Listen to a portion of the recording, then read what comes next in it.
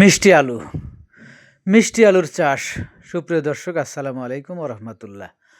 আজ আপনাদেরকে দেখাবো মিষ্টি আলু চাষের কিছু চিত্র। এই মিষ্টি আলু ঐতিহ্যবাহী একটি খাবার। মাটিতে চাষ করা হয় বিভিন্ন এলাকায়, তবে আমাদের এই সিরাজগঞ্জেও নদী অঞ্চলের কাছাকাছিতে বেলে দোআঁশ মাটিতে কিন্তু এই আলু চাষ হয়ে থাকে। প্রায় প্রত্যেক আলুই বীজ থেকে তৈরি হলেও সৃষ্টি হলেও এই মিষ্টি আলু কিন্তু একটু ব্যতিক্রম। এই মিষ্টি আলু কিন্তু আসলে বীজ থেকে উৎপাদন হয় না, এটি কিন্তু আসলে গাছ থেকে উৎপাদন হয়। এই গাছ একটা সময় কিন্তু বাড়ির আঙিনায় বা বিভিন্ন জায়গায় কিন্তু লাগিয়ে রাখা হয়। আশ্বিন বা কাতি মাসের শেষের দিকে এই চারা কিন্তু মাটিতে রোপণ করা হয়। মাটি বিভিন্নভাবে প্রস্তুত করে, বিভিন্ন সার প্রয়োগের মাধ্যমে মাটিকে প্রস্তুত করে কিন্তু সেখানে এই গাছ লাগানো হচ্ছে। আমি একজন চাষির সাথে কথা বলে এই বিষয়টি কিন্তু আসলে আপনাদের সামনে তুলে ধরার চেষ্টা করছি। এই আলু একসময় মানুষ কিন্তু ক্ষুধার তাড়নায় ভাতের বদলেই খেত।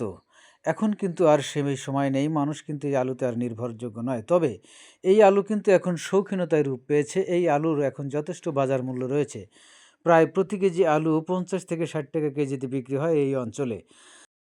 উপযুক্ত ফলন হলে একজন কৃষক কিন্তু লাভবান হয়। সুপ্রিয় দর্শক, আজকের ভিডিও এই পর্যন্তই। দেখা হবে অন্য কোনো ভিডিওতে। সে পর্যন্ত ভালো থাকুন, সুস্থ থাকুন, এই কামনায় বিদায় নিচ্ছি। আল্লাহ হাফেজ।